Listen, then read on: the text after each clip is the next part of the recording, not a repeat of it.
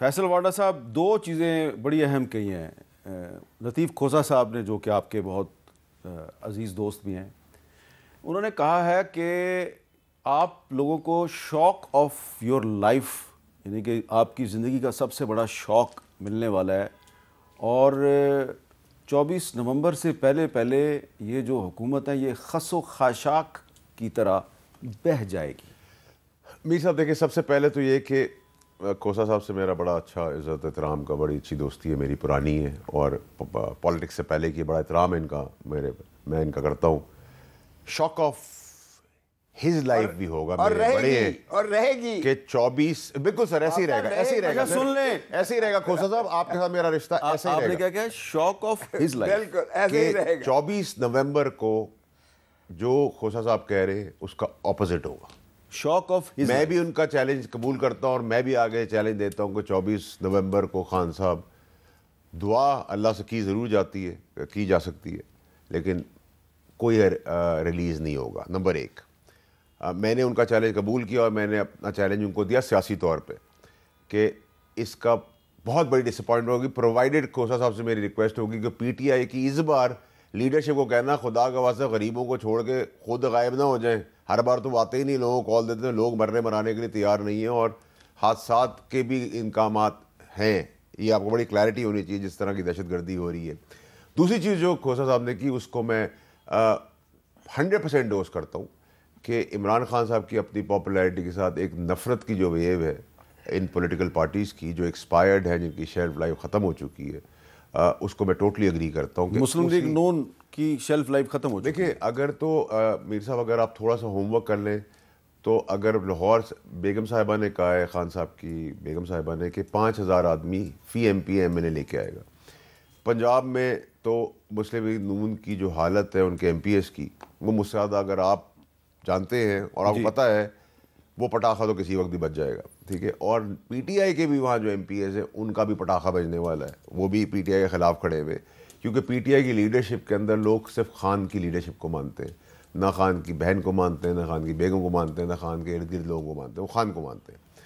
अब यहाँ इधर हो गए धड़े, एक धड़ा है जैसे कि बेगम साहिबा का, एक बहन का है, एक वकीलों का है जो नए चेहरे आए हैं, एक पुरानी PTI का है, एक डिस्टेंटेड PTI का है, एक कॉम्प्रोमाइज़ PTI का है।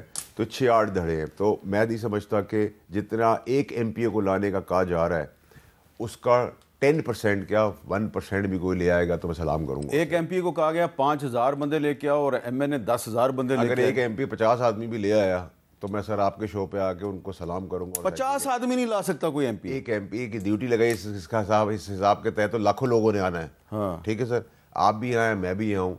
और देखिए, दो चीज़ें में क्लैरिटी, तो इसका मतलब है कोई बहुत बड़ा क्रैकडाउन होने वाला है। देखिए सर, मेरी बात सुनिए, मैंने आपको कहा ना, आप उस क्रैकडाउन का इल्ज़ाम पॉलिटिकल पार्टी लगा दे, डाले लगा दे, खड़े डाले, मान लिया नकाबपोश है, नकाबपोश है, ठीक है, बदमाशी है, बदमाशी है, उठाना है, बिठाना है, बिठाना है। 9 मई के जो बंदे भागे हैं उनको पकड़ना है, इस क्राउड का एक बात वाडा साहब, आज एक डेवलपमेंट हुई है। District and session court Islamabad ने इमरान खान, फैसल वाडा, शेख रशीद और सदाकत अब्बासी के लॉन्ग मार्च में तोड़फोड़ के केस में बरी होने का तहरीरी फैसला जारी कर, यानी कि इमरान खान को भी बरी कर दिया है और आपको भी बरी कर दिया, शेख रशीद को भी बरी कर दिया, सदाकत अब्बासी को भी बरी कर दिया है। और सवाल मेरा आपसे ये है कि ये जो केस है, मेरा ख्याल है इसमें आप भी एक दफ़ा अदालत में तो पेश हुए थे। जी सर। तो आपको पता था आज कि आज आपने, मुझे तो नहीं पता था, मेरी वजह से सभी बरी होना था, ये मुझे पता था आपके। अच्छा, तो इमरान खान को रिलीफ आपकी वजह से मेरे तो मगर मैं अपने एक्स बॉस की अगर खिदमत कर भी देता तो मुझे कोई इसका मतलब है कि ये केस गलत था। नहीं सर, ये तो देखिए सर, बनाने वाला भी नालायक है ना, और अभी भी जो केसेस बनते हैं वो नालायक लोग बनाते हैं ना। अब बम मार दिया, बारूद निकाल दिया, बंदूक पे कनपट्टी बंदूक रख दी, ये सब पूरी दुनिया में होता है। अगर अमेरिका में भी ऐसी FIR है, अगर अमेरिका में भी अगर आप देखें जो कांग्रेस, तो आप ये मान रहे हैं कि PTI के खिलाफ गलत केसेस बन रहे हैं? सर हाँ, इससे पहले जो हम नून लीग के बनाते थे वो भी गलत थे, पीपल्स पार्टी के बनाते थे वो भी गलत है। ये तो रोज का तमाशा है। मैं भी जाके FIR कटा दूं आपकी, आपने मुझे कॉफी की जगह बारूद पिला दी है। ये तो काटने वाला नालायक, कटवाने वाला नालायक, उसको पेश करने वाला नालायक, उसका फैसला करने वाला नालायक, नालायकों की टीम है। यहाँ तो ढूंढा जाता है कि पाकिस्तान में एक काम के लिए नालायक आदमी कौन सा ढूंढ सकते। तो इसका मतलब है जो ऊपर बैठा हुआ है वो भी नालायक है। अगर आपका इशारा एस्टैब्लिशमेंट की तरफ है, नहीं, मेरा इशारा जो है वो ऊपर जो हुकूमत है उससे, सर हुकूमत जिससे आप लातलकी का ऐलान कर रहे हैं। सर देखिए, अगर आप उसको हुकूमत का नाम देना चाहते हैं, आप एक मजाक तो आप कह रहे हैं कि ये हुकूमत ने केसेस नहीं बनाए, ये एस्टेब्लिशमेंट ने बनाए हैं। नहीं नहीं सर, ये हुकूमत की काम है ना, इतनी नालायक और निकम्मी हुकूमत ही हो सकती है। ये तो भाई कॉफ़ी इनको पीने के लिए इस हुकूमत के हाथ में देते हैं, वो उसको गिरा देंगे। अच्छा, ये उसको कहेंगे चम्मच से खा लो खाना, तो वो हाथ से खा के गिरा देंगे। मैंने तो कॉफ़ी सही पी, आपने तो पी ली सर, आप तो एक्सपर्ट है। देखिए मीर साहब, इस हुकूमत का तो मुझसे कोई, देखिए आप अगर हुकूमत के लिए प्रोग्राम करें तो करें। ठीक है ठीक है ठीक है। मेरा सवाल जो इंपॉर्टेंट है सर वो ये है कि 2-3 चीज़ें खोसा साहब को कंसिडरेशन के अंदर लानी पड़ेंगी। एक ये कि रियासत वो बंदे 9 मई के अंदर इसमें तलाश करेगी, खुल के तलाश करेगी, फेंड के तलाश करेगी 9 मई के, नंबर 1। नंबर 2, दहशतगर्दी का खदशा है बहुत सीवियर है। तीसरा ये कि लीडरशिप ने पीछे नहीं रहना। दहशतगर्दी कौन कराएगा? दहशतगर्दी अभी जो कोयटा में हुई है वो किसने कराई है?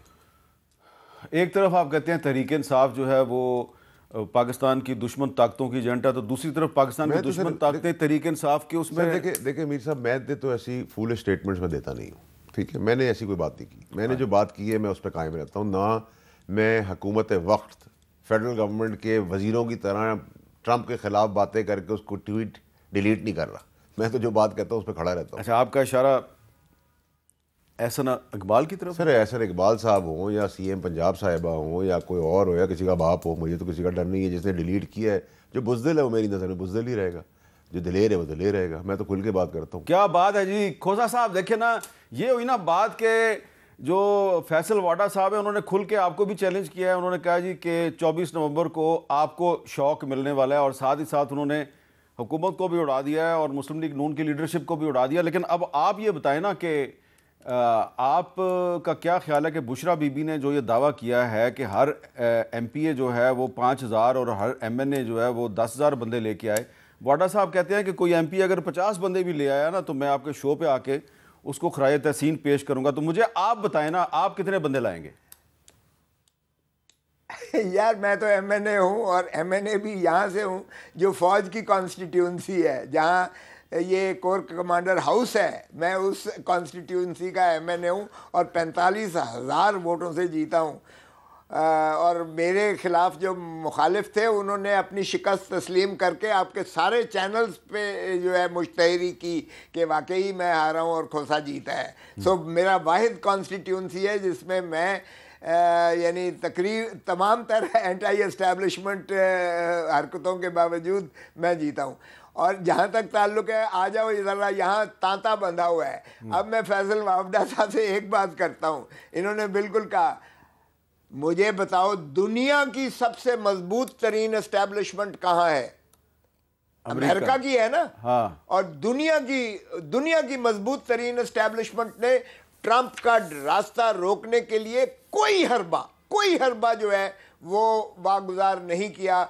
उसको जो है माने करने के लिए, उसको इलेक्शन रोकने के लिए, उसको हराने के लिए, उसके खिलाफ। खोसा साहब, आप मेरे मोहतरम हैं, सुन लो एक चीज भूल गए ना आप। अगर आप मुझे एक चीज में आपको याद दिलाने, आप एक चीज भूल गए। ये बिल्कुल आप दुरुस्त फरमा रहे हैं कि दुनिया की सबसे मजबूत तरीन इस्टेब्लिशमेंट अमेरिका की है और अमेरिका की मजबूत तरीन इस्टेब्लिशमेंट को ट्रंप ने शिकस्त दे दी है। लेकिन आपको शायद आप भूल गए कि अमेरिका में कोई इलेक्शन कमीशन नहीं है, पाकिस्तान में इलेक्शन कमीशन ऑफ पाकिस्तान है। ये फ़र्क है बहुत बड़ा। अच्छा, मैंने आपको पहले ही कहा, don't ever under estimate the power of the people anywhere and don't under estimate the power of the people of Pakistan. और आप देखो जरा बांग्लादेश में क्या हुआ। बांग्लादेश में हसीना वाजिद के खिलाफ जब खड़े हुए हैं लोग, 15 साल तो की आपका ये ख्याल है, और उन्होंने उड़ा के, आपका ये ख्याल है कि पाकिस्तान में वही कुछ होने वाला है? इंडोनेशिया, आप ये समझते हैं कि पाकिस्तान में वही कुछ होने वाला जो पहले कुछ अरसा पहले बांग्लादेश में हो चुका? चले आज नहीं होगा तो कल हो जाएगा। देखिए, मैं कहता हूं, मैं मुहब्बे वतन पाकिस्तानी हूं। मैं पाकिस्तान की फौज को मजबूत देखना चाहता हूं। मैं मोहब्बत करना चाहता हूं अपनी फौज पाकिस्तान से, इसलिए कि फौज मजबूत है तो पाकिस्तान मजबूत है। खुदा का खौफ करो, अवाम को तसादम की तरफ मत लेके जाओ, अवाम को और फौज को सामने आमने मत लाओ। Let them wash their dirty linen, जो है पॉलिटिशियंस को, let them wash their dirty linen elsewhere. Don't involve the armed forces, because ठीक है। आर्मी मेरी है, मुल्क मेरा है। मुझे जब कोई कर्नल या जब कोई मेजर या जब कोई हवालदार या सिपाही शहीद होता है तो मेरा दिल खून के आंसू रोता है, इसलिए कि वो मेरा बेटा है, मेरा भाई है, मेरा वो जो है जिस्म का हिस्सा है। क्यों हमने जो है अपनी फौज को जो है फॉर्म 47 पे लगा दिया है? क्यों हमने हर जिले में सेक्टर आप तो जीत गए ना, देखे ना, आप फॉर्म 47 की तो बात आपको नहीं करनी चाहिए ना, क्योंकि आप तो जीत गए हैं। तो ना मैं मीर साहब, आपको भी पता है कि मैं कैसे जीता हूं, आपको भी पता है मैंने सारे जो है वकील खड़े कर दिए थे वहां, रात सारी पहरा दिया था, और मुझे बार बार रिटर्निंग ऑफिसर ने कहा जाएं सर आप तो जीते हुए हैं, आप जाएं सोएं, सुबह तक होगा। चले अब उसमें मैंने वहां मजीद वकील बिठाए रखे। ठीक